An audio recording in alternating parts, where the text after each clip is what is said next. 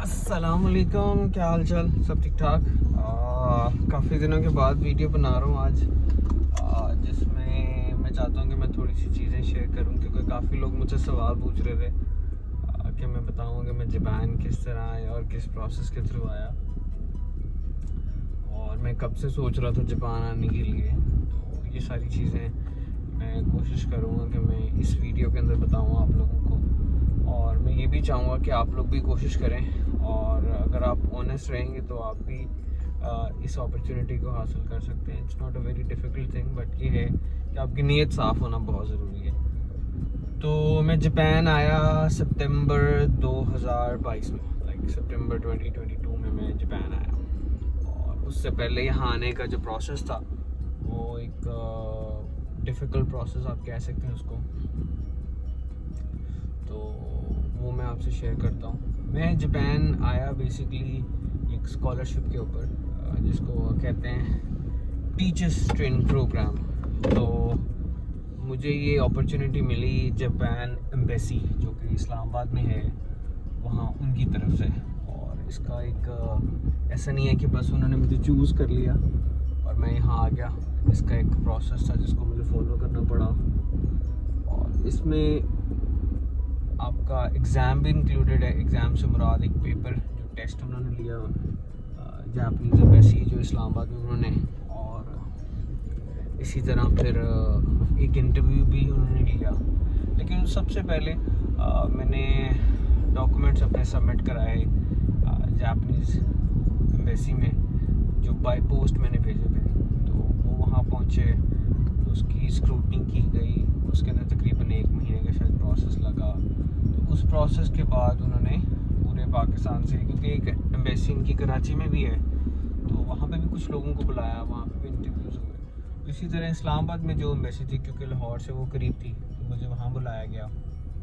मेरे साथ एक और कोलीग थी मेरी, वो भी इस वक्त चाइना में होती हैं, वो वहाँ पे टीचिंग करती हैं, she is a design teacher. But ये है कि बताना इसलिए ज़रूरी है उनके बारे में, क्योंकि मैंने वो ग्रांटेड ले गया था, मुझे नहीं लगता था कि मेरा होगा। तो मैंने कहा चलो, क्योंकि मेरे एक दोस्त हैं, वो लैंग्वेज टीचर से, चाइनीज़ लैंग्वेज टीचर से मेरे स्कूल में, जहाँ मैं जॉब करता था शुरू से ही। तो उन लोगों ने, उन्होंने मुझे ये बताया कि ये अपॉर्चुनिटी है, ये आप अप्लाई करें, क्योंकि इसकी रिक्वायरमेंट कुछ ऐसी थी अप्लाई करने की। तो खैर मुझे इनिशियली ये लगा कि शायद मेरा नहीं होगा, तो मैंने इस चीज़ को आए बाएँ शाएँ कर दिया। तो जब कुछ वेकेशन थी, उस छुट्टियों के बाद जब मैं स्कूल पहुंचा, तो वो टीचर जो कॉलीग थी हमारी, वो कहती कि सर मैं अप्लाई कर रही हूँ इसके लिए ना। तो मैंने कहा ठीक है चले, मैं भी करता हूँ। तो इसकी रिक्वायरमेंट कुछ ऐसी थी कि कुछ लोग ही कर सकते हैं। रिक्वायरमेंट ये थी कि आपकी एज जो है वो 35 से कम होनी चाहिए, 35 ईयर से कम होनी चाहिए। फिर दूसरी सबसे बड़ी और इम्पॉर्टेंट रिक्वायरमेंट ये थी कि आप 5 साल का आपका टीचिंग एक्सपीरियंस हो, चाहे वो कोई भी सब्जेक्ट हो, लेकिन 5 साल का आपका टीचिंग एक्सपीरियंस हो।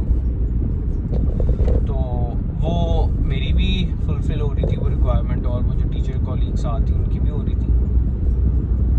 तो खैर हम लोगों ने फिर अपने डॉक्यूमेंट्स प्रिपेयर किए, और हम लोगों ने डॉक्यूमेंट्स अपने सेंड कर दिए। डॉक्यूमेंट्स जैसे ये आपके एकेडमिक अचीवमेंट्स थी, आपकी सर्टिफिकेशंस थी, और स्कूल की तरफ से एक लेटर था जो आपकी प्रिंसिपल आपके लिए लिखेगी।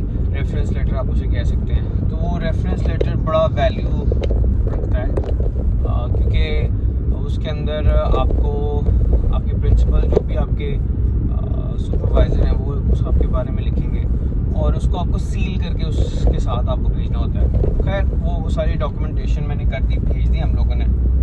तो डॉक्यूमेंट जब मेरे वहाँ पहुँचे, हम दोनों के, मेरे और मेरे कोलीग के, जब वहाँ पहुँचे, तो इट टेक्स टाइम, उन्होंने टाइम लिया थोड़ा सा। तो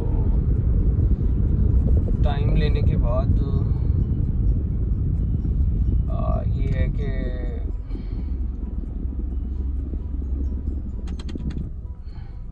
टाइम लेने के बाद तकरीबन 20 से 30 दिन के करीब लगा, तो वो उनका जवाब आ गया कि जी आपका नाम, हमने स्क्रूटिंग हो गई डॉक्यूमेंट्स की, तमाम आपको बुला रहे हैं उधर एम्बेसी आए, आप आके टेस्ट दें, और अगर आप टेस्ट में पास हो गए तो आपका उसी दिन इंटरव्यू ले लेंगे। तो हम लोग प्रिपेयर थे, हम लोग चले गए वहाँ पे। खैर वहाँ पे पहुँचे तो टेस्ट हुआ जिसमें एक इंग्लिश का पोर्शन था और एक जापनीज़ का। और ये मैं आपको बात बता दूं कि मुझे जापनीज़ बिल्कुल भी नहीं आती थी, तब एक लफ्ज़ भी नहीं आता था जापनीज़ का।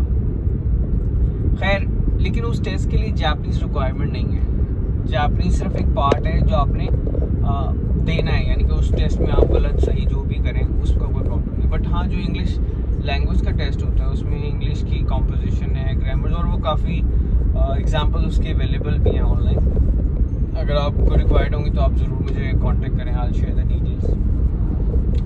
तो खैर, मैंने टेस्ट दिया और तकरीबन उन्होंने कहा कि जी आप वेट करें। और मेरे साथ उस ऑफिस में तकरीबन 10 से 15 लोग और भी थे, 15 लोग होंगे, इससे 15 से 20 आप कर लेते हैं लोग थे वहाँ पे ना।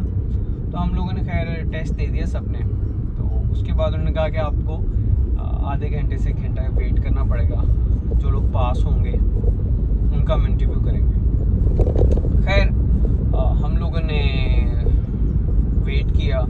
तो उस इंटरव्यू के बाद, मतलब उस टेस्ट के बाद तकरीबन हमें 40 मिनट वेट करना पड़ा। तो उसके बाद एक खातून आई हैं, वो नाम उन्होंने कॉल की कि ये लोग यहाँ रुकेंगे, जिनका नाम कॉल नहीं किया वो इस दरवाजे से बाहर चले गए। और हमने कहा ठीक है। फिर उन्होंने 7 नाम कॉल किए, जिसमें से एक नाम मेरा भी था सबसे आखिर में। तो उनमें से सिर्फ एक मेल कैंडिडेट मैं ही था जो सिलेक्ट हुआ वहाँ पे। बट टेस्ट के बाद I was confused about test, कि टेस्ट में पता नहीं मैं रह जाऊँ या नहीं। बट हाँ, जब टेस्ट हो गया, जब मैं क्लियर हो गया, देन आई वाज कॉन्फिडेंट कि हाँ मेरा अब हो सकता है, क्योंकि मुझे अपने प्रोफेशन से रिलेटेड लेके काम को बहुत मैं फोकस था और मैंने अच्छा काम खुद किया हुआ है। तो इस वजह से मुझे उम्मीद थी कि मेरा हो जाएगा। फिर इंटरव्यू हुआ हमारा। इंटरव्यू की भी डिटेल्स बाद में शेयर करूँगा, अभी मैं आपको बताता हूँ कि मेरा कैसे आना हुआ यहाँ पे। तो खैर, इंटरव्यू के बाद उन्होंने कहा जिसका भी इंटरव्यू होगा वो इस दरवाजे से सीधा बाहर चला जाए, कोई भी यहाँ रुकेगा नहीं ना उस जगह के अंदर। तो वी वर ओके, ठीक है। तो मेरा लास्ट इंटरव्यू था, क्योंकि मेरा लास्ट नेम आया था, 7वें नंबर पे था मैं। तो बाकी उससे पहले जो भी इंटरव्यू होता था वो दरवाजे से बाहर। खैर, इंटरव्यू हुआ, हम लोग बाहर आ गए। तो उन्होंने जाने से पहले आपको ये बताया हम लोगों को कि आपको जवाब आ जाएगा ना 2 से 3 दिन में। तो हमारा ये सारा कुछ जो प्रोसेस था, आई थिंक उस दिन फ्राइडे था। तो उन्होंने कहा कि आपको मंडे या ट्यूसडे तक आपके डॉक्यूमेंट्स मिल जाएंगे, क्या हम आगे फॉरवर्ड कर रहे हैं कि नहीं कर रहे। तो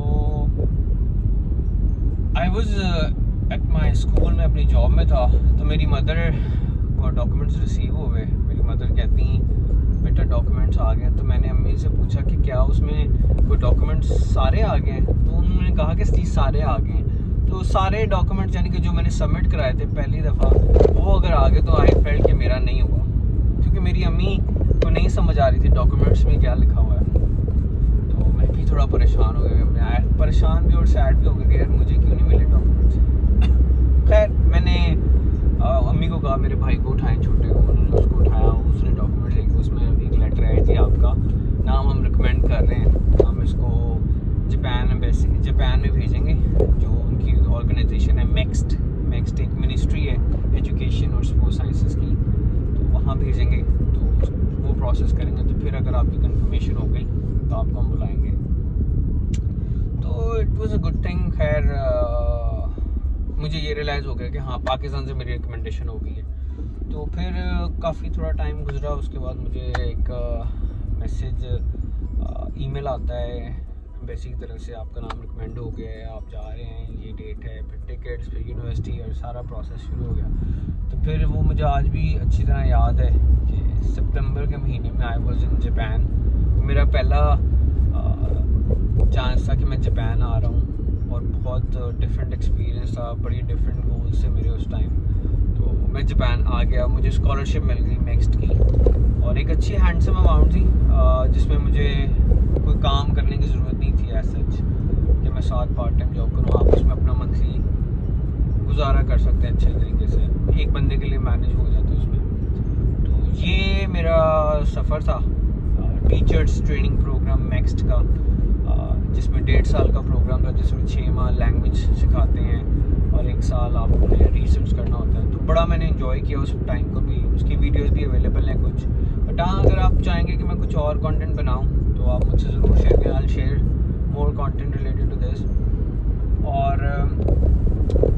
काफ़ी ज़्यादा स्टेप इंक्लूडेड है कि यूनिवर्सिटी कैसे सिलेक्ट की, मैंने क्या सोचा, किस तरह अप्रोच किया प्रोफेसर को, ये सारी चीज़ें। तो ये डिफरेंट चीज़ें हैं।